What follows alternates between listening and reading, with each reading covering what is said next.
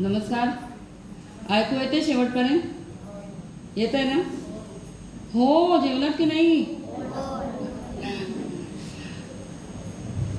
आता इथे श्रोत्यांमध्ये उपस्थित असलेले आपले सगळे राजकीय नेतृत्व, त्यानंतर शिक्षक गणवृंद, या शाळेशी संबंधित असणारे अधिकारी, शिक्षकवृंद आणि विद्यार्थी, पालक, या सगळ्यांनाच मनोमन नमस्कार करते आणि आजच्या विषयाला सुरुवात करते. विषय आहे कालजयी आणि मृत्युंजयी सावरकर.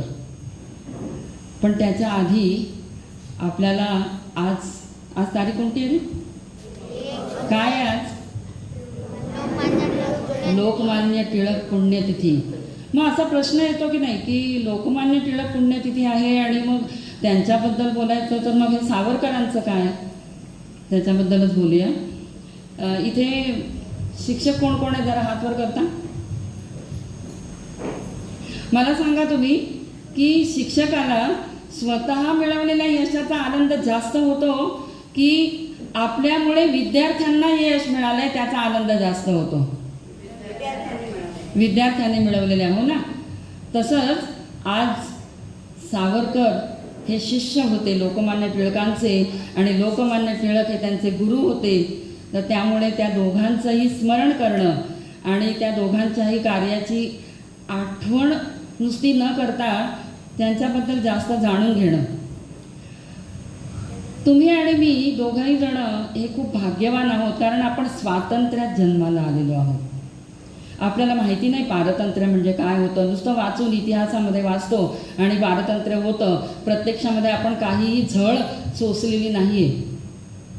तर आधी जे गुरु होते लोकमान्य टिळक, आपल्याला फक्त माहिती असतं की शेंगांची टरफलं, मी शेंगा खाल्ल्या नाहीत, मी सालं उचलणार नाही आणि स्वराज्य हा माझा जन्मसिद्ध हक्क आहे, असे 2-3च प्रसंग त्यांच्याबद्दल आपल्याला माहिती आहेत. दरवेळेला 1 तारीख आली की भाषणांच्या स्पर्धेमध्ये हे ठरलेली वाक्य असायची. माझ्याकडे सुद्धा, मी लहान असताना सुद्धा. पण जसं जसे टिळक कळत गेले तसं तसं लक्षात आलं की पुढच्या पिढीपर्यंत हा वारसा, हा माहितीचा वारसा पोचायला हवा आहे. आपण लोकमान्यांच्या बालपणाबद्दल थोडंसं जाणून घेऊया. स्मरणशक्ती दांडगी होती या माणसाची. बेडरपणा, निडरपणा, निर्भयपणा आणि स्वतःच्या मतावर ठाम राहण्याची वृत्ती लहानपणापासून होती त्यांची. म्हणजे जसं आपण शेंगांचं बघितलं की त्यांनी उत्तर दिलं की मी खाल्ल्या नाही शेंगा तर मी उचलणार नाही. म्हणजे अन्यायाविरुद्ध सुद्धा दंड ठोकटायची तयारी त्यांची लहानपणापासून होती. स्मरणशक्ती तल्लख होती. त्यांना पाटी लागायचीच नाही. माफ करा, पाटी माहिती आहे ना, पाटी कशी असते ती. त्यामुळे त्या शाळेत पाटी न्यायचेच नाहीत कधी. कशाला हवी पाटी? तोंडी सोडवता येत आहेत. कितीही मोठी उदाहरणं असू देत, प्राथमिक शाळेत गेले तरी पाटी लागायची नाही. पुढे माध्यमिक शाळेत गेले तरी वह्या कधी नेल्या नाहीत आणि सगळं तोंड पाठ असायचं. त्यांना एकदा वाचलं की लक्षात राहायचं. एक पाठी होते. शिक्षकांचं गणित फळ्यावरती लिहून होतंय न होतंय तोपर्यंतच गणित सोडवून तयार झालेला असायचा, असा हुशार विद्यार्थी. लोकमान्य टिळक हे सावरकरांचेच गुरु होते असं नव्हे, तर आपल्या डॉक्टर बाबासाहेब आंबेडकरांचे सुद्धा पत्रकारितेचे गुरु होते. पत्रकार म्हणून बाबासाहेब आंबेडकर त्यांना खूप मानत असत. आता या लोकमान्यांचा परिचय आपल्या सावरकरांना कधी झाला? लोकमान्य बॅरिस्टर झाले, त्यानंतर त्यांनी राजकीय चळवळीमध्ये भाग घ्यायला सुरुवात केली आणि त्यांचा दरारा होता. म्हणजे ब्रिटिश सरकारसुद्धा त्यांना वचकून असायचं आणि सतत त्यांच्या पाळतीवर असायचं की एखादा शब्द त्यांनी ब्रिटिश सरकार विरोधात काढला तर लगेच त्यांना पकडून ठेवायचं, त्यांना शिक्षा व्हायच्या, शिक्षा सहन करायचे. आणि एक सांगू का, आपल्याला ज्यांनी स्वातंत्र्य मिळवून दिलं ना, ते अनेक लोक होते. अनेक लोक, माहिती असलेले, माहिती नसलेले, वेगवेगळ्या मार्गांनी देशाची सेवा केलेली आहे. कारण तेव्हा ते पूर्ण पारतंत्र्यामध्ये झगडत होते. पारतंत्र्याच्या ज्या झळा असतात, पारतंत्र्याचं दुःख होत असतं ते अनुभवत होते. आणि कोणाचं पारतंत्र्य? ब्रिटिश साम्राज्याचं. या व्यापारी म्हणून आले आणि राज्यकर्ते बनले असे ही ब्रिटिश आपल्यावरती 150 वर्ष त्यांनी राज्य केलेलं होतं. आणि नुसतं राज्य करून आपल्याला काही उपकृत केलेलं नव्हतं. त्यांनी छळ केले होते, अनन्वित छळ केलेले होते. आणि त्या छळाला सामोरे जाण्यासाठी ही जी सुशिक्षित पिढी तयार होत होती, त्या पिढीला लक्षात येत होतं की आपल्याला आता या पारतंत्र्यामध्ये राहायचं नाही आहे, हाकलून लावायचं आहे ब्रिटिशांना. पण हे हाकलून लावणं असं काय हातात चाबूक घेतला आणि जा म्हणायचं, चले जाव आंदोलन एकदम निर्माण झालेलं नाही. हळूहळू लोकांमध्ये जागृती निर्माण झालेली आहे. आपण येऊया आता सावरकरांकडे. कालजयी हा जो शब्द आहे ना, कालजयी याचा अर्थ कितीही काळ लोटला, हजारो वर्षाचा काळ लोटला. आज 2026 आहे. 3026मध्ये सुद्धा जरी सावरकरांची गाथा आपण ऐकली, हेच विचार प्रेरणा देत राहणार आहेत. कारण सावरकर काळाच्या पुढे होते आणि कालजयी होते. सावरकर मृत्युंजयी होते, मृत्यूवरती विजय मिळवणारे होते, मृत्यूला जिंकणारे होते. त्यांच्या अवतीभोवती मृत्यू सतत घोंगावत होता. आपण बघूया लहानपण ते सावरकर कसे होते. विनायक दामोदर सावरकर पूर्ण नाव, 3 भावंड आणि नाशिक जवळच्या भगूरमध्ये हे राहायला होते. कसं होतं त्यांचं लहानपण? अर्थातच पारतंत्र्यातलं होतं. पण घरी आल्यानंतर, संध्याकाळी शाळा सुटल्यानंतर घरी आल्यावरती देवाजवळ दिवा लावल्यानंतर ही सगळी भावंड देवाची स्तोत्र म्हणायला बसायची आणि आई वडील त्यांना कथा सांगायचे.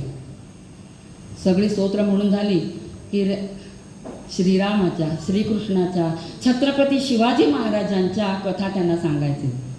आणि त्याच्यातून हळूहळू त्यांच्या मनामध्ये ज्योत पेटवली जायची की अन्यायाविरुद्ध लढा दिलाच केला पाहिजे. आणि लहानपणापासून एक मनामध्ये त्यांच्या बिंबलेलं होतं की नुसतं गप्प बसून आपल्याला स्वातंत्र्य मिळणार नाही, त्यासाठी प्रयत्न करावे लागतील. वय किती होतं विनायक दामोदर सावरकरांचं? अवघं 9 ते 10. त्या वयामध्ये आई लवकर गेली. त्यानंतर प्लेगची साथ आली. त्या प्लेगच्या साथीमध्ये वडील गेले. आता प्लेग आपल्याला माहिती नाही, आपण सगळे कोरोनाच्या साथीतून बाहेर आलेलो आहोत. तुमची पिढी तुम्हालाही माहिती आहे. प्लेगच्या साथीमध्ये उंदरांच्यामुळे हा रोग निर्माण व्हायचा आणि ज्या घरामध्ये ते उंदीर मरून पडलेले असायचे त्या घरातले रुग्ण त्यांच्या काखेमध्ये, जांघेमध्ये अशा मोठ्या मोठ्या गाठी उठलेल्या असायच्या आणि भयंकर ताप येऊन तो रुग्ण निधन पावायचा. असे अनेक लोक मृत्युमुखी पावत होते आणि साथच आलेली होती. मग आता त्यावेळेला या रोगाच्या साथीमध्ये सावरकरांच्या वडिलांना सुद्धा बळी जावं लागलं.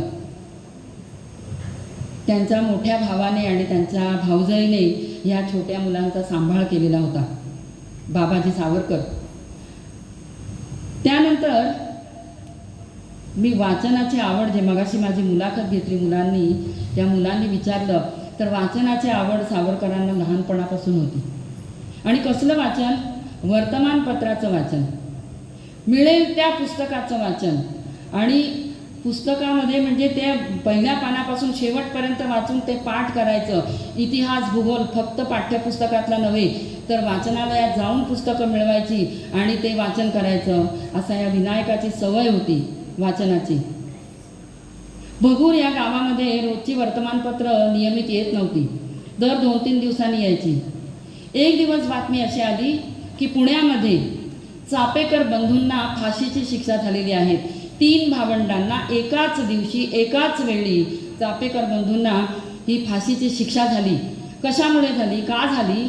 तर पुण्यामध्ये जेव्हा प्लेगची साथ भयंकर पसरलेली होती, महाराष्ट्रात तर होतीच होती पण पुण्या मुंबईकडे ती जास्त होती. आणि तिथे जो रँड साहेब होता त्याने प्लेगच्या घरामध्ये म्हणजे घरोघर जाऊन घर निर्जंतुक करायचं यासाठी आपले अधिकारी पाठवलेले होते, उन्मत्त अधिकारी.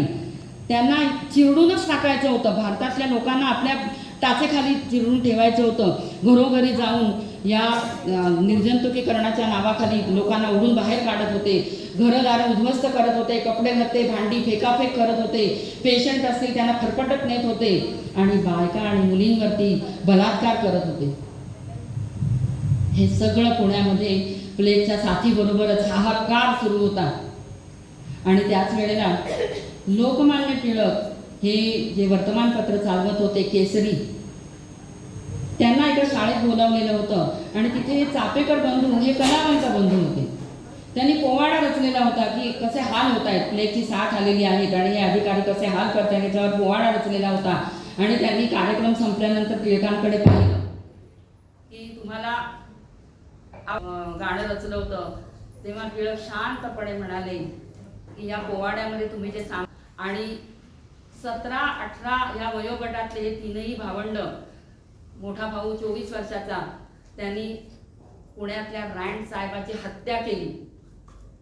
या हत्येमुळे त्यांना एकाच दिवशी फासावरती लटकावलं गेलं. ही बातमी वर्तमानपत्रामध्ये केसरीमध्ये आली आणि ही बातमी अर्थातच ती फाशी घडून गेल्यानंतर 2-3 दिवसांनी आली. विनायक त्यांच्या घरी काय वर्तमानपत्र येत नव्हतं, पण जेव्हा गावामध्ये जे प्रतिष्ठित लोक होते त्यांच्याकडे वर्तमानपत्र यायचे, विनायक तिथे जायचा, त्याने केसरी वाचला आणि घळा डोळ्यातनं पाणी यायला लागलं की हे 3 भाऊ, कारण लहानपणापासून बाळकडू होतं की अन्यायाविरुद्ध दंड ठोकून उभं राहायचं आहे आणि अन्याय कोण करतंय? ब्रिटिश जे साम्राज्य आहे ते आपल्यावरती अन्याय करत आहेत. ती बातमी वाचल्यानंतर हा छोटा विनायक 10 ते 11 वय होतं, रडू आलं, संताप होत होता. सावरकर स्वतः सुद्धा अतिशय पाणेदार होते, निर्भय होते. अन्यायाविरुद्ध दंड ठोकून राहण्याची त्यांची मुळातच प्रवृत्ती होती. सावरकर रडत घरी आले आणि आपल्या देवीसमोर जाऊन उभे राहिले. त्यांची देवी होती भगवती आणि तिथेच छत्रपती शिवाजी महाराजांचं सुद्धा तैलचित्र होतं. दोघांनाही नमस्कार केला. रडत त्या देवीच्या पायावरती हात ठेवला आणि शपथ घेतली, मारिता मरे तो झुंजेल, पण सोडणार नाही या ब्रिटिश साम्राज्यांना. या छत्रपतींकडे पाहिलं आणि त्यांनी सांगितलं, तुम्ही आदर्श आहात माझा. भगवतीकडे पाहिलं, अष्टभुजेची मूर्ती होती, 8ही हातात शस्त्र होती आणि पायाखाली राक्षस तुडवलेला होता. त्यांनी ठरवलं, स्वातंत्र्य देवतेला, माझ्या भारत मातेला मी स्वातंत्र्याचा मुकुट अर्पण करीन. त्याच वेळेला मी माझं कर्तव्य पार पाडलं आणि ते करता मारिता मरे तो झुंजेन, मरण आलं तरी चालेल पण मी झुंजत राहीन. ही शपथ घेतली त्या 12-13 वर्षाच्या मुलाने. शपथ तर घेतली, करायचं काय हे माहीत नव्हतं, पण डोळ्यापुढे छत्रपती शिवाजी महाराज होते, 16व्या वर्षी शपथ घेणारे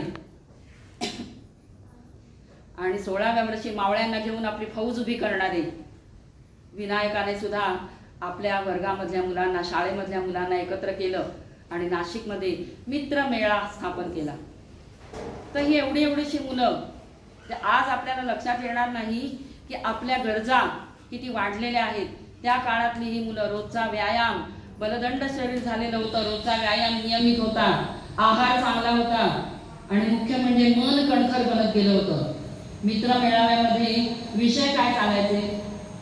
इतिहासाचे दाखले. राणी लक्ष्मीबाईंनी काय केलं, झाशीच्या राणीने कसा लढा दिला 1857च्या संग्रामामध्ये. त्यानंतर वासुदेव बळवंत फडक्यांनी स्वातंत्र्यासाठी काय लढा दिला, रामोशांना हाताशी धरून सशस्त्र उठाव कसा केला, हे सगळा इतिहास सावरकर सांगत होते आणि सांगत होते आपली लढाई संपली नाही अजून, आपल्याला सुद्धा मित्रांनो यात भाग घेतला पाहिजे, असे ते चेतवत होते आपल्या मित्रांना. आजच्या भाषेत सांगायचं ना तर ते इन्फ्लुएन्सर होते. ते जे सांगत ते तळमळीने अगदी मनापासून दर शनिवार रविवार हा मित्रमेळ्याचा सभा व्हायच्या आणि त्या एक असं छोटीशी शाळेतली खोली होती, तिथे सगळे मित्रमंडळ जमायचे आणि प्रत्येकाकडून शपथ घेतलेली होती की मी या स्वातंत्र्य लढ्यामध्ये स्वतःहून सहभागी होणार आहे म्हणून. काही जणांनी गावातल्या सांगितलं, अरे बाबा तुम्ही ज्या खोलीत बसताय ना तिथे तुम्ही जे आपल्या स्वातंत्र्य योद्ध्यांची छायाचित्र लावली आहेत, 1-2 छायाचित्र लावा ब्रिटिश अधिकाऱ्यांची, म्हणजे मग त्यांचं तुमच्याकडे लक्ष राहणार नाही आणि तुम्हाला काही त्रास होणार नाही.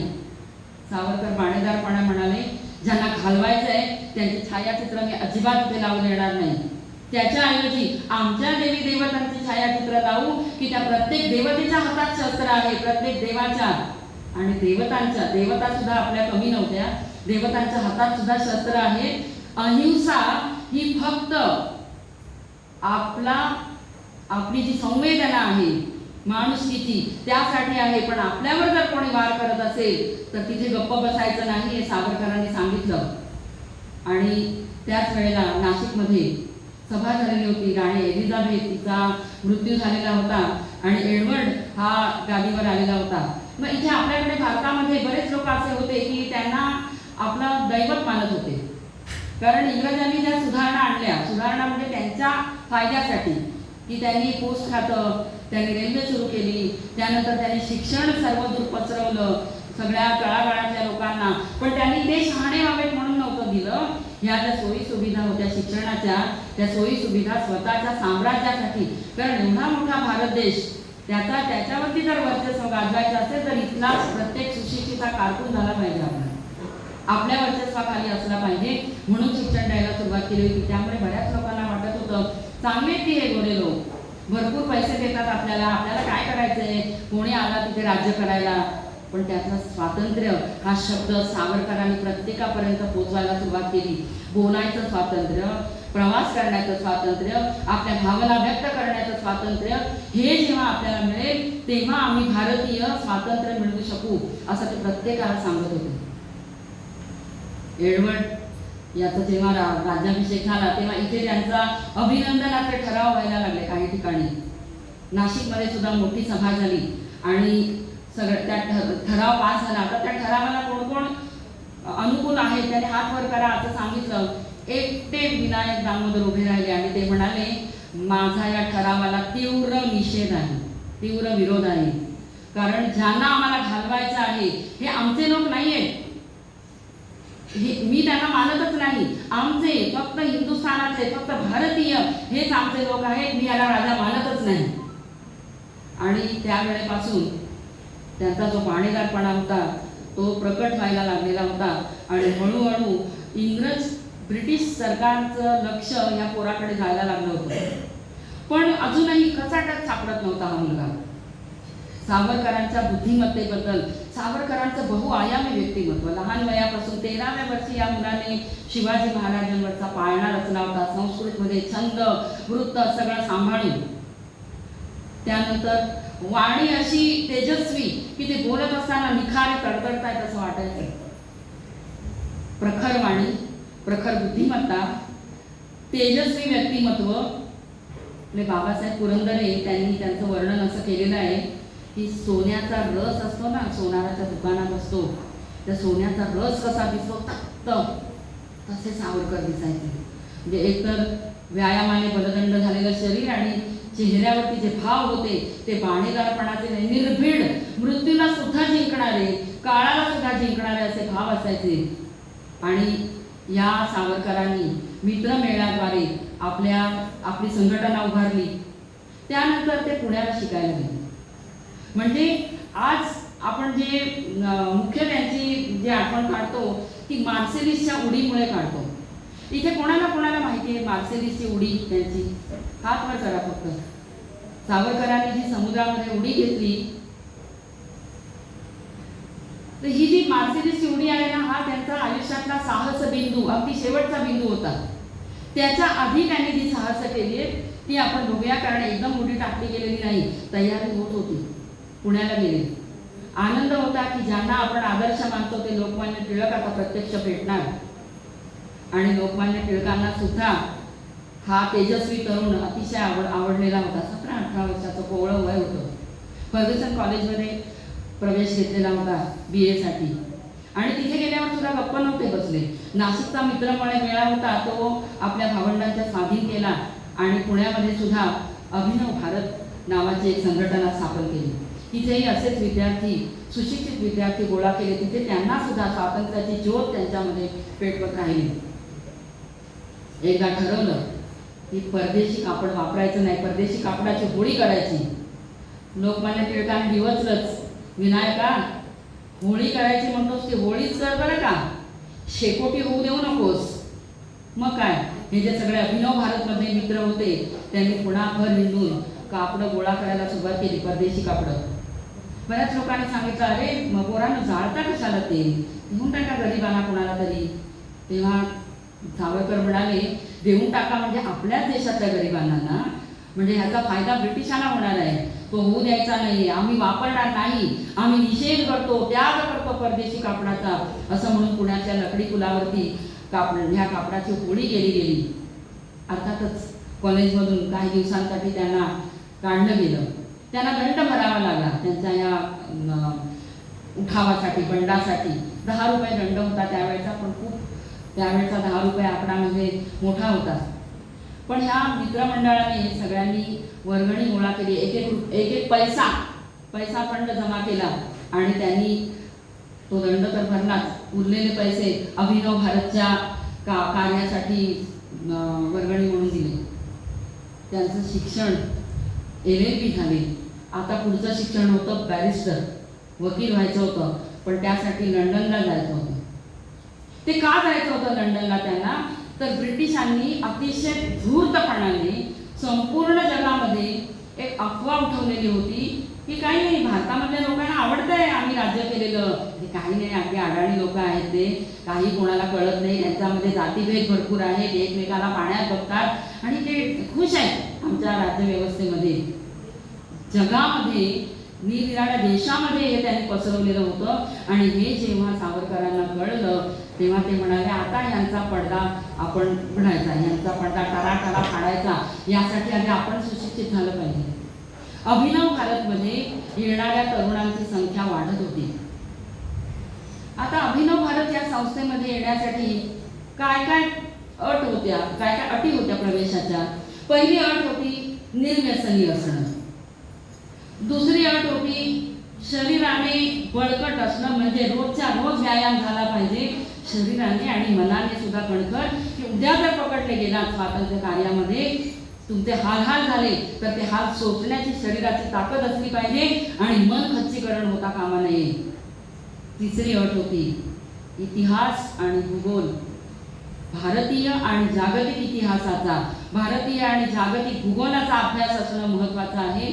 आणि सगळ्यात महत्त्वाची अट होती आपल्या संघटनेमध्ये जे जे होईल त्याची वाच्यता करायची नाही. आपण जे जे करणार आहोत ते गुप्त राखायचं आहे आणि आपल्याला सशस्त्र क्रांती करायची आहे, ह्याचा या काळाचा त्या काळाला सुगावा लागता कामा नये. आणि पुढची अत्यंत अत्यंत महत्त्वाची अट अशी होती की या संस्थेमध्ये येणारे विद्यार्थी त्यांच्या शाळेत किंवा त्यांच्या कॉलेजमध्ये पहिल्या 5 नंबर असलेले असले पाहिजेत, म्हणजे त्यांचा अभ्यासात सुद्धा तितकंच लक्ष असलं पाहिजे. शाळेत जाऊ नका, अभ्यास करू नका आणि इकडे या असं सांगितलं नव्हतं त्याने, कारण स्वतः सावरकर हुशार होते.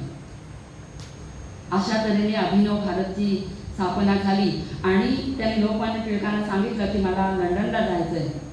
लोकमान्य टिळकांनी त्यांना श्यामजी कृष्णा वर्मा यांच्याकडून शिष्यवृत्ती मिळवून दिली आणि श्यामजी वर्मांनी लंडनमध्ये त्यांची राहण्याची इंडिया हाऊसमध्ये व्यवस्था केली. त्यांच्याबरोबर अनेक विद्यार्थी होते, तिथे आधी राहिलेले होते. सावरकरांनी ठरवलं होतं की मला का जायचं आहे, म्हणजे त्यांना प्रत्येक पाऊल इतकं सुनियोजित असायचं, पूर्वनियोजित असायचं की हे पाऊल मी का टाकणार आहे हे त्यांच्या मनात आधी स्वतःला स्पष्ट असायचं. जेव्हा ते लंडनला गेले तेव्हा काही विमानं नव्हती, बोटीने जायला लागायचं. त्यावेळेला त्यांनी जाता जाता फ्रान्सच्या किनाऱ्यावर जेव्हा बोट थांबली तेव्हा त्यांनी विचार केलेला होता की हा किनारा हा ब्रिटिशांच्या साम्राज्यामध्ये येत नाही. एक त्यांनी पाहून ठेवलं होतं, भूगोल बघून ठेवला होता, अभ्यासून ठेवला होता आणि त्यानंतर ते लंडनला गेले. मार्सेलिसची उडी या साहसाच्या आधीच्या या साहसी त्यांच्या ज्या कथा आहेत त्या महत्त्वाच्या आहेत, कारण मार्सेलिसची बोटीतनं टाकलेली उडी ही अचानक टाकली गेलेली नव्हती, तर त्याचा पाया तयार करण्याचं काम सुरू होतं. सावरकर लंडनला गेले, लंडन विद्यापीठात प्रवेश मिळवला, बॅरिस्टरीच्या अभ्यासासाठी अभ्यास करत होतेच, त्याबरोबर तिथल्या संसदेमध्ये जाऊन तिथलं कामकाज पाहायला सुरुवात केली. तिथे विधेयकाचं रूपांतर कायद्यात कसं होतं, भारतीयांच्या संबंधी काय काय कायदे नवीन तयार केले जात आहेत, काय काय पुढच्या योजना आहेत, हे सगळं समजावून घेत होते. विद्यार्थी म्हणून त्यांना तिथे प्रवेश होता. सावरकर तिथल्या सगळ्या बातम्या या उतरवून काढून त्याचं मराठी भाषांतर करून लोकमान्य टिळकांना आणि काळ करते, काळ हे जे वर्तमानपत्र होतं त्या शिवरामदत्त परांजपेंना पाठवत होते आणि लंडनमधल्या सगळ्या बातम्या आता भारतामध्ये यायला सुरुवात झालेली होती. हे काम सावरकर तिथे बसून करत होते. तिसरं काम त्यांनी असं केलं होतं, तिथे आपला अभ्यास तर चोख होताच, पण त्याबरोबर आता सशस्त्र हा जो शब्द त्यांनी लहानपणापासून जपलेला होता सशस्त्र क्रांती पाहिजे म्हणजे तलवारी घेऊन उपयोग नाही, आता भाले घेऊन उपयोग नाही, आता बॉम्ब पाहिजेत, पिस्तुलं पाहिजेत. मग ही मिळवायची कुठून? हे बॉम्ब तयार कसे करायचे? कोण आपल्याला हायते देणार आहे? दुकानामध्ये जाऊन फटाके विकत आणण्यासारखं नाही आहे ते. मग त्यांनी इतिहासाचा अभ्यास होता. रशियामध्ये बॉम्ब तयार करण्याचं शास्त्र विकसित केलं गेलं आहे हे त्यांना कळलेलं होतं. म्हणून त्यांनी सेनापती बापट यांना रशियामध्ये पाठवलं. आणि त्यांच्या त्या अभिनव भारतमध्ये अनेक विद्यार्थी असे होते की सावरकरांचा शब्द झेलायला तयार होते, कारण सगळे पेटलेले होते आपल्याला स्वातंत्र्य मिळवायला हवं म्हणून. सेनापती बापट अनेक वेडावाकडा प्रवास करून जहाजाने रशियाला जाऊन पोहोचले. आणि तिथे रशियन राज्यक्रांती ज्यावेळेला झाली तेव्हा तिथल्या ज्या स्वातंत्र्य सैनिक होते त्यांनी बॉम्ब तयार करण्याच्या हस्तपुस्तिका तयार केल्या होत्या. ती हस्तपुस्तिका त्यांनी एक मिळवली, ती होती रशियन भाषेमध्ये. ते घेऊन ते लंडनला आले. बघा, रशियामध्ये गेले, रशियातनं ते लंडनला आले. लंडनला आल्यानंतर सावरकरांनी ती पाहिली. रशियन भाषा होती, काही कळणार नव्हती. सावरकरांनी आपल्या विद्यापीठामधल्या एका रशियन भाषा जाणणाऱ्या विद्यार्थिनीला विनंती केली की याचं आम्हाला इंग्रजीमध्ये भाषांतर करून दे. ती विद्यार्थिनी, तिला माहीत होतं की हे भारतीय आता स्वातंत्र्य लढा सुरू होणार आहे. तिने अत्यंत भक्तिभावाने त्याचं भाषांतर करून दिलं, अनुवाद करून दिला इंग्रजीमध्ये. आता ही एकच पुस्तिका होती, भारतात पाठवायची अनेक ठिकाणी, तर एकच काय उपयोग? तेव्हा काही झेरॉक्स मशीन्स नव्हत्या किंवा प्रिंटर नव्हते. मग सावरकरांनी अजून एक मेंदूला आपल्या सजग केलं. इंडिया हाऊसमध्ये भारतीय विद्यार्थ्यांना जेवू घालण्यासाठी एक आचारी होता. आणि त्या आचार्याला रोज कळत होतं की ते वेगवेगळे विद्यार्थी येत आहेत, सावरकर काहीतरी बोलत आहेत, हळूच कुजबूज चाललेली असते, खलबतं होत आहेत, काय चाललंय यांचं? त्याने एकदा सावरकरांकडे विचारणा केली, सावरकर, तुम्ही काय करताय हे मला कळत नाही, पण काहीतरी चांगलं असणार, मला सांगा ना, काही मला करता येण्यासारखं आहे का? सावरकर म्हणाले, तू काय करणार काम आमचं? विचार करत होते, तुला काय काय येतं? तर तो म्हणाला, मला जेवणच फक्त करता येतं, मला बाकी काहीच नाही, स्वयंपाक करू शकतो, मी शाळेत गेलेलो नाही, मला अक्षर कळत नाही, काय लिहिलंय ते कळत नाही, लिहिता वाचता येत नाही. मग ठीक आहे, अरे तुला तुझ्यासाठी मोठं काम आहे माझ्याकडे. त्यांच्या त्या गुप्त खोलीमध्ये प्रिंटर होता आणि त्या प्रिंटरवरती त्यांनी त्याला सांगितलं की हा जे कागद दिसत आहेत ना समोर, त्याच्यात तुझं काम झालं की ह्या खोलीत येऊन बस आणि त्याच्या प्रती तयार कर. त्याला आनंद झाला की फावल्या वेळामध्ये काहीतरी मी सावरकरांचं काम करतोय. त्याने त्या प्रती तयार केल्या आणि त्या हस्तपुस्तिका आता त्या पाठवायच्या होत्या भारतामध्ये. हस्तपुस्तिकांबरोबरच ब्राउनिंग नावाची पिस्तुलं, जी विशेष ॲडव्हान्स अशी पुढारलेली पिस्तुलं होती, 20 पिस्तुलं सावरकरांनी मिळवली. आता ती भारतात पाठवायची, मोठा धोका होता, हे साहस होतं. जाड जाड पुस्तकं जी अभ्यासाची असायची त्या पुस्तकांना कोरून मध्ये पिस्तुलाच्या आकाराचं कोरीव काम करून त्यात ती पिस्तुलं दडवली आणि ती पुस्तकं 20-25 पुस्तकं एका ट्रंकेमध्ये भरली आणि सेनापती बापटांना सांगितलं, हे घेऊन तुम्ही आता भारतामध्ये परत जायचं आहे. केवढी मोठी जोखीम होती ही, पण सेनापती बापट सुद्धा सावरकरांच्या तालमीत तयार झालेले होते. साधा वेश भारतीय, शेंडी, घेरा आणि बंडी, सुती बंडी आणि साधा लेंगा, अशा वेशामध्ये हे विद्यार्थी असायचे. हे जहाजामध्ये आल्यानंतर त्यावेळेला तपासणी अधिकारी, भारत किनारा जसा जवळ यायला लागला तसे तपासणी अधिकारी चढले जहाजावरती आणि प्रत्येकाची झडती घ्यायला सुरुवात केली. सेनापती बापटांनी चेहऱ्यावरती असा भाव आणला, घ्या ना जाते माझ्यासारख्या विद्यार्थ्याकडे काय असणार, एक ट्रंक आहे पत्र्याची. त्याने आपण त्या ट्रंकेची चावी त्या सुरक्षा अधिकाऱ्याकडे दिली आणि आपल्या हाताची घडी घालून उभे राहिले, तपासा काय ते. तो अधिकारी चपापला, एवढा साधा दिसतोय, हे भारतीय काय करू शकणार आहे, हे जा काय नाही, तुझी तपासणी नाही करत आम्ही. म्हणून त्या ट्रंके सकट सेनापती बापटांना सोडलं. बापटांनी केवढा मोठा सुस्कारा सोडला असेल, विचार करा. ह्या ट्रंका, ही पुस्तकं, ही पिस्तुलं बळवंतरावांकडे, लोकमान्य टिळकांकडे पोचली. लोकमान्य टिळकांनी ती गावोगावच्या अभिनव भारतच्या संघटनांकडे पाठवली. त्यातलं एक पिस्तूल पश्चिम बंगालमध्ये गेलं आणि पश्चिम बंगालमध्ये ब्रिटिश अधिकाऱ्याची हत्या त्या पिस्तुलानं केली गेली. असे अनेक ठिकाणं उठाव झाले. कान्हेरे, नाशिकमध्ये अनंत कान्हेरे यांनी जॅक्सनचा खून केला. जॅक्सन हा अतिशय अतिरेकी आणि हाल करणारा अतिशय वाईट क्रूर कर्म असा अधिकारी होता. जॅक्सनची हत्या तो नाटकाला आलेला असताना एका त्याचा सत्कार होता नाटकाच्या ठिकाणी नाशिकला. तिथे आल्यानंतर त्याचा वध केला. हळूहळू प्रत्येक राज्यातून प्रत्येक गावातून ऐकायला यायला लागलं ब्रिटिश अधिकाऱ्यांचे खून होत आहेत. आणि हे कोण करतंय? दिसत तर कोणी नाहीये, कोणी सापडत नाहीये. इतकी बेमालूम व्यवस्था सावरकरांनी तिकडे बसून केलेली होती. विचार करा, रशियातली माहिती ही आली लंडनपर्यंत. लंडनहून ती जहाजामार्गे भारतात आली, भारतातून पुण्यात गेली, पुण्यातून पश्चिम बंगालमध्ये गेली आणि तिथून पहिल्या सशस्त्र उठावाची सुरुवात झाली. कारण त्याच्या आधी भारतीयांच्या हातामध्ये शस्त्र द्यायचं नाही असं ब्रिटिशांनी ठरवलं होतं. 1857च्या उठावामध्ये त्यांच्या लक्षात आलं होतं की आता आपण हे बंड मोडून काढले नाही खरं, पण आता हे ऐकणार नाही. विशेषतः महाराष्ट्रातल्या लोकांच्या हातामध्ये शस्त्र द्यायचं नाही. मराठी फार वाईट आहेत, त्यांच्या हातात जर शस्त्र आलं तर ठेवणार नाहीत आपल्याला, एवढी दहशत मराठ्यांची होती. मराठी म्हणजे महाराष्ट्रात राहणारे लोक. त्यामुळे प्रत्येकाच्या घरामध्ये शस्त्र आहे का ह्याची तपासणी व्हायची. अशा परिस्थितीत शस्त्र बाळगणं आणि हत्या करणं ही सोपी गोष्ट नव्हती. अनंत कान्हेरेंनी ज्या वेळेला वध केला त्याच वेळेला लंडनमध्ये तिथे जो अधिकारी होता त्या अधिकाऱ्याचा सुद्धा तिथे वध केला गेला. हा कोणी केला? मदनलाल धिंगरा. मदनलाल धिंगरा कोवळा तरुण होता. हे सगळे तरुणच होते. सावरकर स्वतः सुद्धा 23-24 वर्षांचे होते.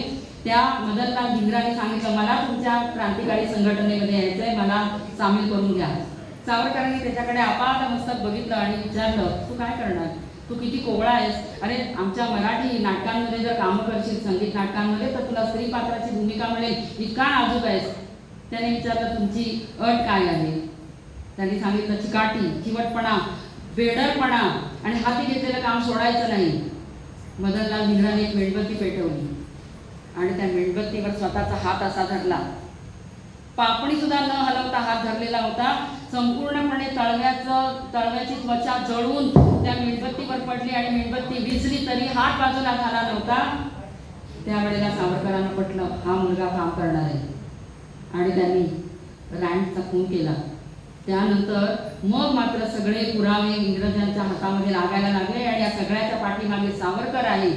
तर सावरकर बॅरिस्टर त्यावेळेला झालेले होते. पण दुर्दैव बघा, ज्या वेळेला पदवीदान समारंभ होता त्या पदवीदान समारंभाला बाकी सगळ्यांना सर्टिफिकेट प्रमाणपत्र दिली गेली होती.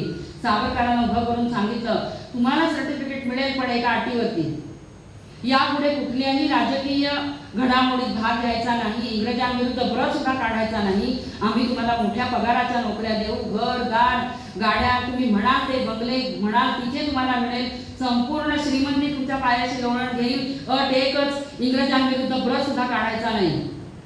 सावरकरांनी त्यांच्याकडे बघितलं आणि म्हणाले, मला तो कागद नको. सगळं शिक्षण तर घेऊन झालेलंच होतं. त्यांना ती पदवी त्यांच्याकडून हिरावून घेतली झाली. त्यांनी मान्यच केलं नाही, मला नको, मला तुमची अट मान्य नाही, मला सर्टिफिकेट नाही दिलं तरी चालेल. आणि त्याच वेळेला त्यांना पकडण्याचा हुकूम आला की त्यांना आता पकडायचं आहे. कारण एवढे सगळ्याच्या मुळाशी सावरकर आहे ते लक्षात येत होतं. विचार करा मुलांनो, आपल्या घरदार सोडून आलेली मुलं होती. त्यांनी अभिनव भारतची संघटना स्थापन करताना जहाजात ज्या वेळेला ते पाऊल टाकलं लंडनमध्ये, सावरकरांना आठवलं आपण काय काय केलं. तर हरनाम सिंग शीख हा तरुण तिथे होता, त्याला पहिल्यांदा सामील करून घेतलं आणि त्याला तो रडत होता सारखा. त्याला विचारलं, तू का रडतोयस? आपल्याला 2-3 महिने या जहाजावर काढायचे.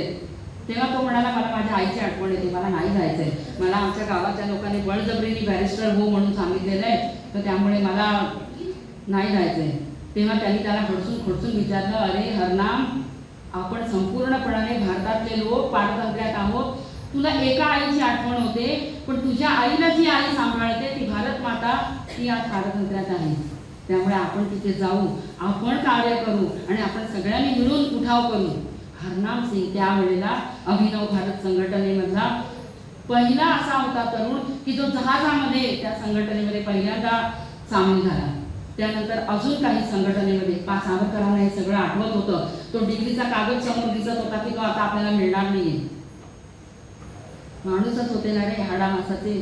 ब्रायटनच्या किनाऱ्यावरती गेले आणि तिथे गेल्यानंतर किनाऱ्यावर जायच्या आधी त्यांना हिंदुस्थानातून बातमी आली होती की त्यांचा छोटासा तानाचा मुलगा प्रभाकर याचं निधन झालेलं आहे. आणि त्याने कधी पाहिलंही नव्हतं त्याला.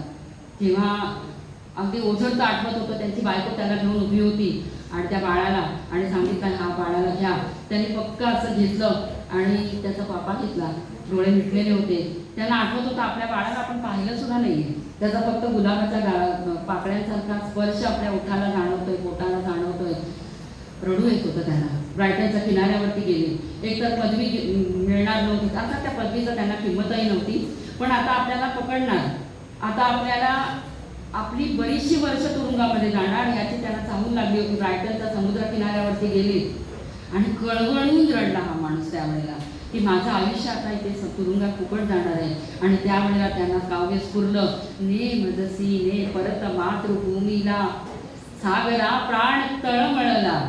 ही जी तळमळ होती स्वातंत्र्य लढ्यासाठीची, एकदाच फक्त त्यांच्या डोळ्यामध्ये असं पाणी आलं आणि नंतर परत स्वतःला सावरलं. त्यांना मित्रांनी सांगितलं होतं की अरे तू जाऊ नको लंडनला परत, तू आता फ्रान्समध्ये राहा. त्यांनी सांगितलं जी मी जबाबदारी घेतलेली आहे ती जबाबदारी माझ्या खांद्यावर आहे आणि मी त्याला तोंड देणार. ते गेले. अर्थातच लंडनमध्ये आल्यानंतर त्यांना प्रथम अटक झाली. आता ब्रिटिश अधिकारी अत्यंत धूर्त होते, लबाड होते. इथे ब्रिटनमध्ये त्यांना त्याच्याविरुद्ध खटला चालवायचा नव्हता, कारण ब्रिटनचे कायदे वेगळे होते आणि भारतीयांच्यासाठी त्यांचे कायदे वेगळे होते. सावरकरांनी एक जाणलेलं होतं की जर आपल्याला इथे आपल्यावरती खटला झाला तर आपल्याला शिक्षा होणार नाही. पण ब्रिटिशांनी त्याला भारतात नेऊन शिक्षा द्यायचं ठरवलेलं होतं. त्यामुळे मोरिया नावाच्या जहाजातून त्यांना भारताकडे आणायला निघाले. जहाजामध्ये सावरकर होते. त्यांच्या हातापायामध्ये भेड्या होत्या, पकडलेल्या होत्या, अटकेत होते. सावरकरांनी ठरवलं होते, येताना पाहिलेलं होता, फ्रान्सचा किनारा पाहिलेला होता, मार्सेलिस बंदर पाहिलेलं होतं. डोक्यात कुठेतरी विचार होता की आपल्याला इथून सुटका करून घेता येईल. बघा, हिंदुस्थानकडे येणारं जहाज 2 ते 3 महिने लागणार होते या गोष्टीला. त्याच्यानंतर विचार करत होते की यातनं कसं सुटायचं आपण. त्या जहाज इतकं 25-30 मजली इमारती असतात ना, तसा मोठ्या उंचीचं ते जहाज समुद्रामध्ये. आणि त्या जहाजाला अशा भिंतीला गोलाकार अशा खिडक्या असायच्या. साधारण 19 इंच वगैरे त्याचा व्यास असेल अशा खिडक्या असायच्या आणि त्याला मजबूत काचा असायचा. त्यांना पोर्ट होल असं म्हटलं जायचं. सावरकरांनी पोर्ट होल मधनं उडी घेतली. हा जो इतिहासामध्ये उल्लेख आहे तो हे पोर्ट होल होते. सावरकर आता त्यांच्याबरोबर पण डेंजरस माणूस म्हणून ओळखला जात होता की हा धोकेबाज आहे, हा कैदी, हा राजकीय कैदी साधा सुद्धा नाही, कधी गोळी घालेल माहीत नाही. 4 सिक्युरिटी गार्ड, 4 सुरक्षा सैनिक त्यांच्या भोवती होते. सावरकर जहाजामध्ये असताना तिथे जातील तिथे आता जातील कुठे त्याला अडकवूनच ठेवलं होतं. पण आपल्या ज्या नैसर्गिक भावना असतात, संडासला जायचंय, बाथरूमला जायचंय, तेव्हा हे 4ही जण फौज त्यांच्याबरोबर असायचे. आणि त्या एका मजल्यावरती 9 संडास होते ओळीने. सावरकरांनी एकदा ह्याच्यात एकदा त्याच्यात असं जाऊन पाहणी करून घेतली होती. त्या अधिकाऱ्याला कळे ना काय येडा आहे हा, एकदा इकडे जातो एका तिकडे, कर ना बाबा काय करायचं ते, चल उगा 4 जण आम्ही इथे तुझ्या बरोबर आहोत. सावरकरांनी काही योजना आखलेली होती. 7 तारखेला 7 जुलैला असं कळलं, जहाजावरती जाहीर झालं की या जहाजात काहीतरी बिघाड झालेला आहे आणि हे जहाज आता दुरुस्तीसाठी 1 दिवस मार्सेलिस बंदरामध्ये थांबणार आहे. सावरकरांच्या डोक्यात विचारचक्र फिरायला लागले. संपर्काची काहीच साधनं नव्हती, सगळं आपण ठरवायचं होतं. आणि त्यांनी ठरवलं की बस आपल्या सुटकेचा दिवस 8 जुलै.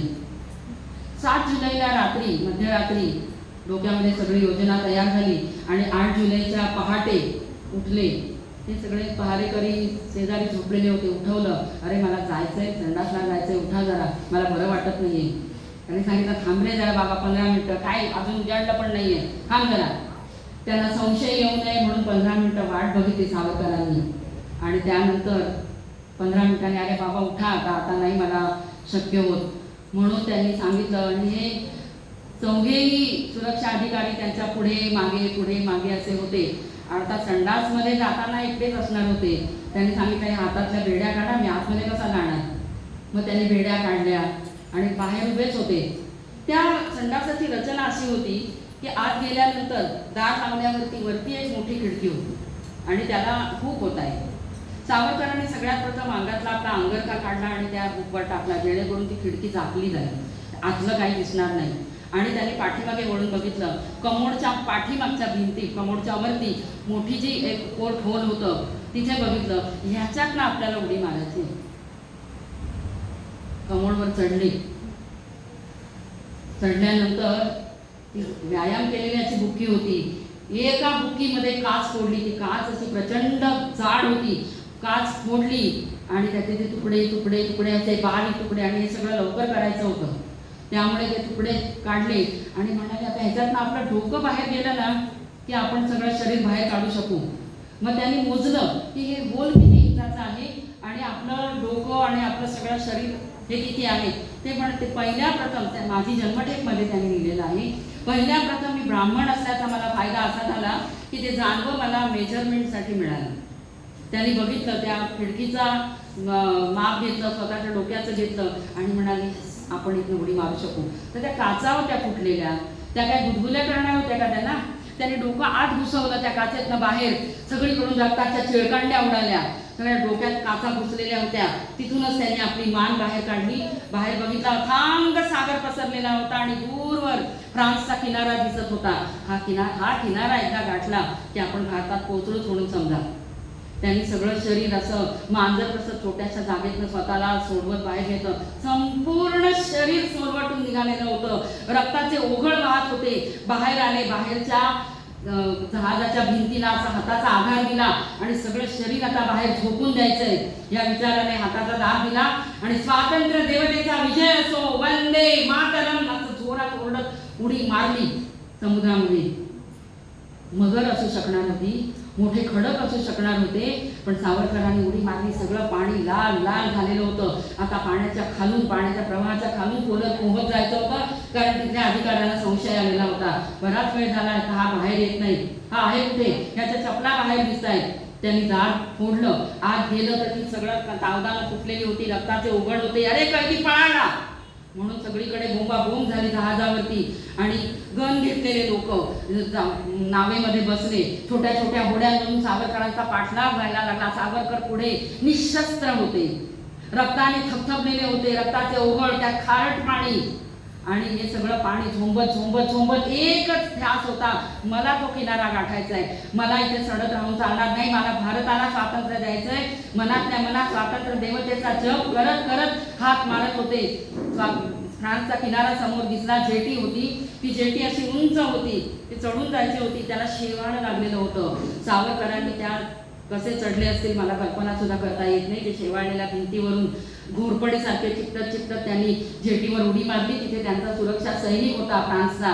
त्याला सांगितलं मला अटक कर इथे, पण तोपर्यंत दुर्दैवाने ब्रिटिश सैनिक पाठीमागून आलेले येऊन पोहोचलेले होते. ब्रिटिश सैनिकांनी त्या सुरक्षा अधिकाऱ्याच्या हातामध्ये पैसे ठेवले, ह्याला सोडा, ह्याला पकडू नका, ह्याला आमच्या ताब्यात द्या. लाच घेतली त्या सुरक्षा अधिकाऱ्याने आणि आपल्या दुर्दैवाने सावरकरांना ब्रिटिशांच्या ताब्यात दिलं गेलं.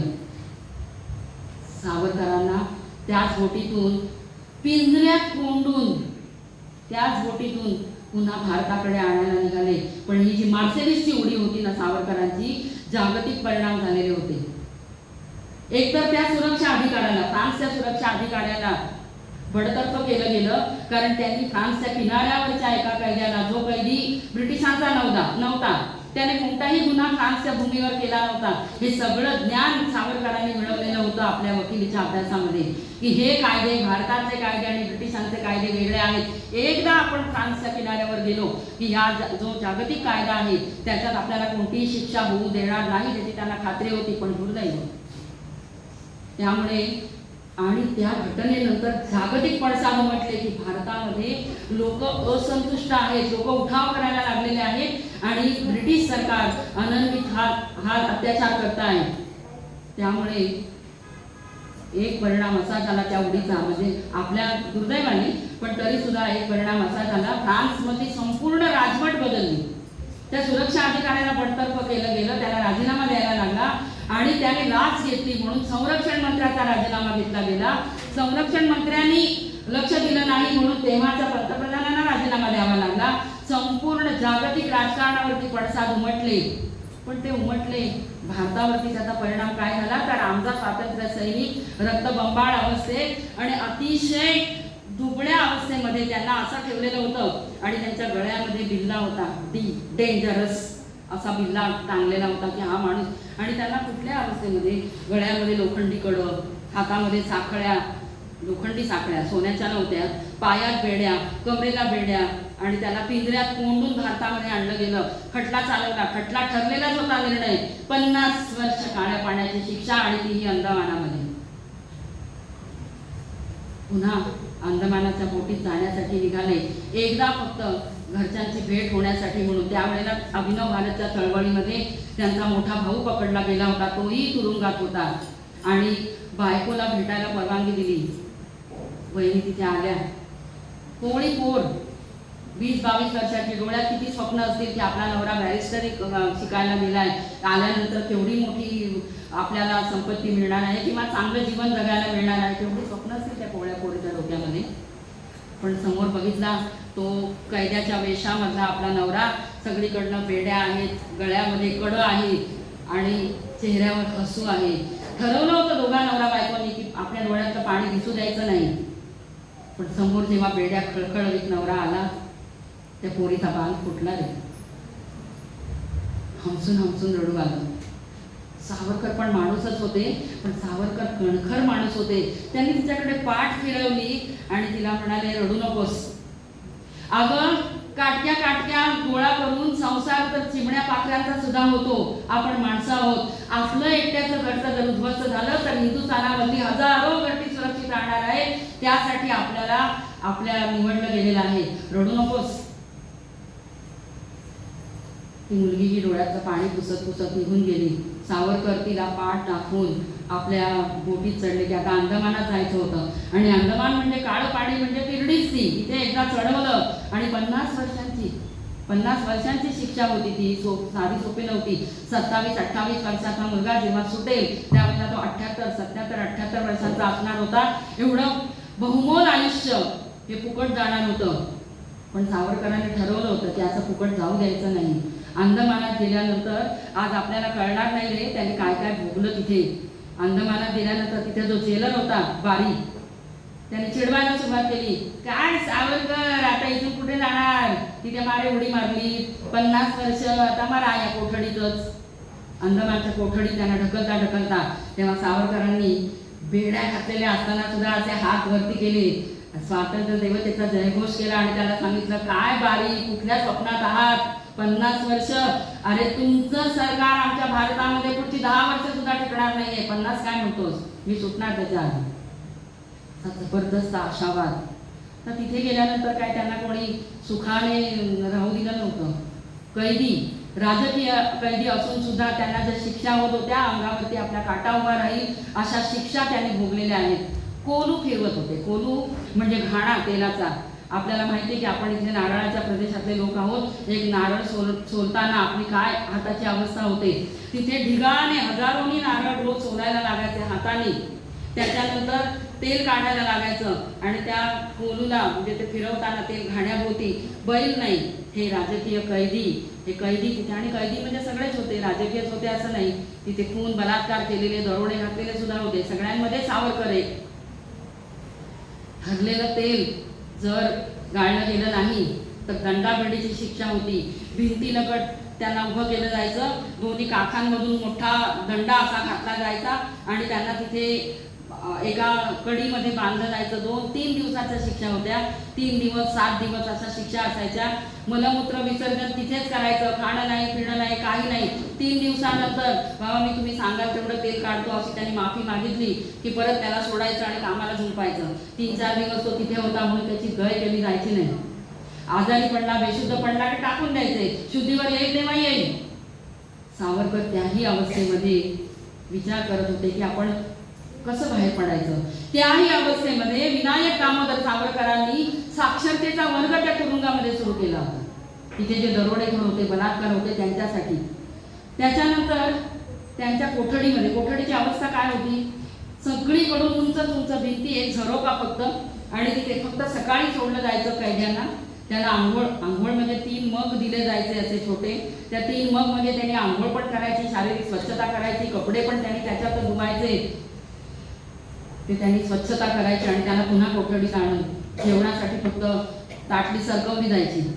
जेवणाचं वर्णन सावरकरांनी केलंय. खरं म्हणजे माझी जन्मठेपमध्ये त्यांनी जे लिहिलेलं आहे ना, ते 1 दशांश सुद्धा वर्णन नाही.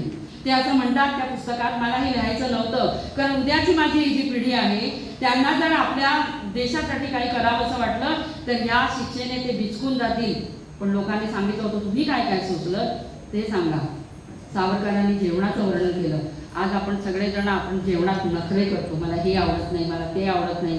जेवण काय असायचं कैद्यांना? अंदमान 7 बेटं होती ती, अनेक बेटांचा समूह. तिथे कोणतंही सुशिक्षित किंवा शहरी वातावरण नव्हतं. भाजीपाला म्हणजे जंगली वनस्पती जी मिळेल ती तोडून आणायची, शिजवायची, कैदीत शिजवणारे होते.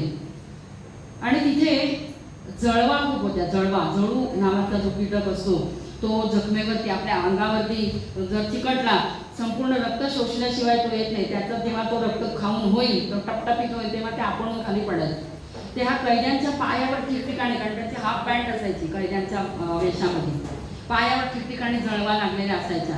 तसंच जायचं आणि त्या भाजीपाला कापून आणायचा. भाजीपाला काय होता कोण जाणे, कापून आणायचा. धुतय कोण, साफ कोण करताय, तसाच तो साफ चिरायचा खटाखट. तुकडे मोठे असू देत, लहान असू देत. सावरकरांनी सांगितलं त्यावेळच्या बंदिवानांनी सुद्धा की त्या अन्नामध्ये आळ्या असायच्या, पाली असायच्या आणि असे वेगवेगळे रक्त असायचं त्यांचं सांडलेलं. त्या कैद्यांचं रक्त असायचं, त्यांचे हात पाय, त्यांनाही अनेक त्वचारोग झालेले असायचे. हे अन्न समोर यायचं, जायचं नाही. अर्धी कच्ची भाकरी असायची, ती खाल्ल्यानंतर त्यांना त्रास व्हायचा अपचनाचा. सावरकर असं म्हणायचे की त्रास झाला तरी कोठडी उघडायची नाही, संडासला जाण्यासाठी नाही. तिथेच एक पिंप होतं, तिथे या कैद्यांनी जाऊन आपलं मलमूत्र विसर्जन करायचं. रात्र त्रास झाला तरी सुद्धा तिथेच जायचं. पाणी नाही, काही नाही. जे पाणी दिलेलं असायचे त्यानेच काय स्वच्छता करायची. त्याचे ओघळ त्या कोठडी बाहेर आले की त्याची शिक्षा त्या कैद्याला व्हायची.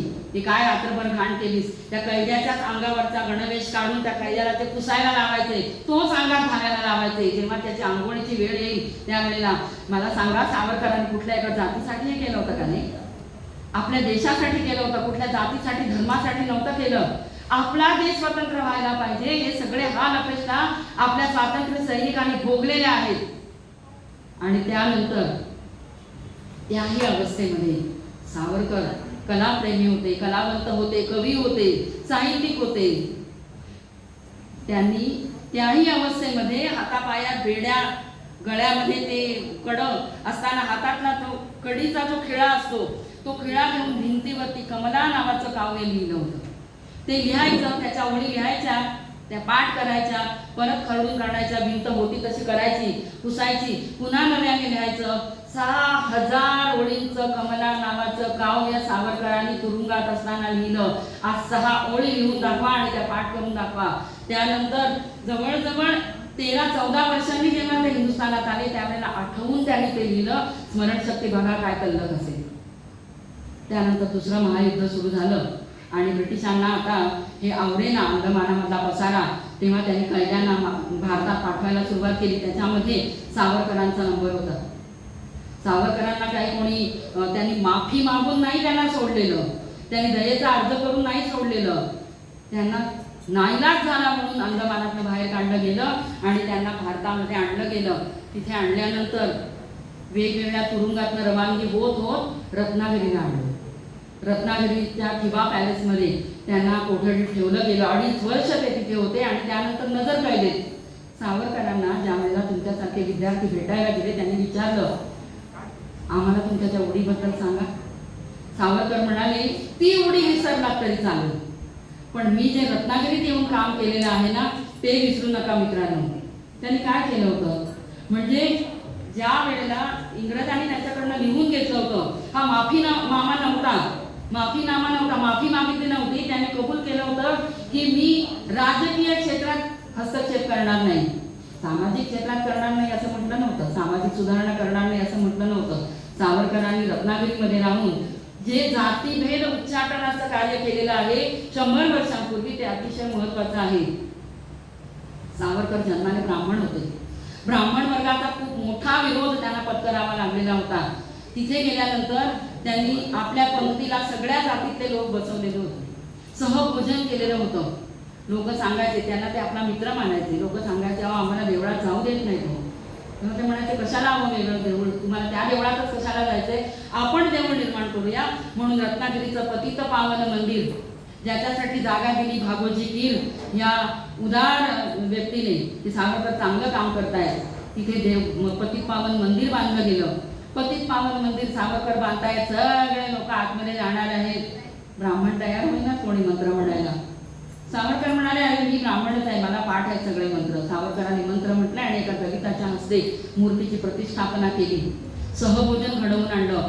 सावरकर पण सावरकरांची पत्नी आणि त्यांची वहिनी. एक छोटासा मध्ये किस्सा सांगते की ज्या वेळेला सावरकर अंदमानात होते त्यावेळेला सावरकरांच्या घरावरती नाशिकमध्ये जप्ती आलेली होती. घरदार सगळं लुटून, भांडी कुंडी म्हणजे चुलीवर शिजत असलेला भात सुद्धा चुलीत ओतला गेला आणि ह्या दोघी जावांना बाहेर काढलं गेलं.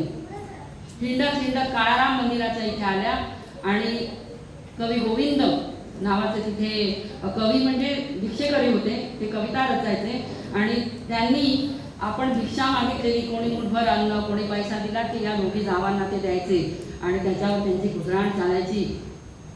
त्यावेळेला त्यांनी वहिनीने पत्र लिहिलं आपल्या नवऱ्याला आणि फिराला सावरकरांना की तुम्ही आम्हाला वाऱ्यावर टाकून निघून गेलात, आमची काय अवस्था झाली बघितलं का तुम्ही. सावरकरांनी तिथे पत्राचं उत्तर पाठवलं. आता ते लगेच नव्हते, पत्र पाठवलं, वहिनी तुम्ही आईच्या मायेला आम्हाला सांभाळलं, पण विचार करा संपूर्ण हिंदुस्थानामध्ये आपल्याच घराण्याची निवड झालेली आहे या स्वातंत्र्य देवतेला प्रसन्न करण्यासाठी, तेव्हा त्याचा विषाद मानू नका, आल्या संकटाला तोंड द्या.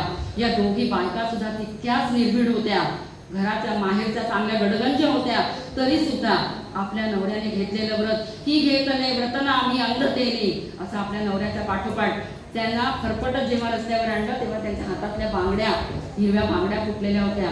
परदेशी वापरायच्या नव्हत्या, स्वदेशी बांगड्या घेण्यासाठी पैसे नव्हते, तर हिरवे दुर्वांकूर दोघीने हाताला बांधलेले होते, आम्ही परदेशी वापरणार नाही. अशा अवस्थेमध्ये विचार करा त्या कशा जगल्या असतील, कसा रत्नागिरीत येईपर्यंत. रत्नागिरीला सावरकरांना आणल्यानंतर मग त्यांना परवानगी मिळाली आपल्या पत्नीला बरोबर ठेवण्याची. पत्नी सुद्धा तेवढीच बाणेदार. हळदी कुंकाला ज्या वेळेला बोलावलं जायचं त्यावेळेला यमुनाबाई सांगायच्या की हे बघा मला हळदी कुंकाला बोलावलेत ना, पण माझ्याबरोबर एक भंग्याची समाशना आहे, एक महाराची आहे, मांगाची आहे, मला पाटावर बसवून जसे ओटी भरणार आहात तसं त्यांची भरणार असाल तर मी तुमच्याकडे येईन, नाही तर नाही आहे. अशा तऱ्हेने या पती पत्नीने आपलं जे व्रत होतं ते पुढे सुरू ठेवलं होतं. सावरकरांनी वेदांचा अधिकार दलितांना मिळावा यासाठी 1929 मध्ये मालवणमध्ये दलितांच्या मुलामुलींच्या मुंजी लावल्या होत्या, कारण एक समज असा होता की मुंज लागल्याशिवाय वेदांचा अधिकार मिळणार नाही. मग ठीक आहे, लावतो तुमची मुंज. मालवणमध्ये मुंज लावली गेली आणि सांगितलं शिका आता तुम्ही. शिकण्यासाठी त्यांना प्रवृत्त केलं गेलं. हे सगळी जी सुधारणा होती, जातीभेद उच्चाटन करण्याची. सावरकर म्हणायचे मला ओळख एकच हवे, माझं नाव, माझी जात, मी मनुष्य आहे, धर्म माझा माणूस आहे आणि निवासस्थान माझं पृथ्वी आहे. एवढ्या विशाल परिसरामध्ये मला राहायला मिळावं. आज 100 वर्ष होऊन गेली. आपण आहोत का? आज आपण कुठेही गेलो तरी आपला जात न्यायला लागते, धर्म न्यायला लागतो आणि अजूनही आपण त्यातनं बाहेर पडलेलो नाही की ज्यासाठी सावरकर आणि सावरकरांच्या कुटुंबियांनी आपले प्राणपणाला लावलेले होते, संपूर्ण आयुष्य कच्चे घातलेलं होतं. सावरकर नेहमी म्हणायचं अनादि मी, अनंत मी, अवध्य मी भला. अनादि म्हणजे मी, मला सुरुवात नाही, अंत नाही. अवध्य, मला कोणी वध करू शकणार नाही. कोण मला मारू शकेल असा रिपू कोण आहे? अनादि मी, अनंत मी, अवध्य मी भला. मजसी मारू शकेल असा रिपू कोण जन्मला. सावरकरांनी आपल्या सगळ्यांवरती खूप मोठे उपकार करून ठेवलेले आहेत. मित्रांनो, अनेक स्वातंत्र्य योद्ध्यांनी आपली समिधा अर्पण केलेली आहे. मार्ग वेगळे असतील, विचारसरणी वेगळी असेल, पण प्रत्येकापुढे एकच तारा समोर आणि पाय तळी अंगार असे हे स्वातंत्र्यवीर आपल्यासाठी लढत राहिले. आणि म्हणूनच त्यांचं स्मरण करणं आणि त्यांच्या मार्गावर चालणं हे आपलं कर्तव्य आहे.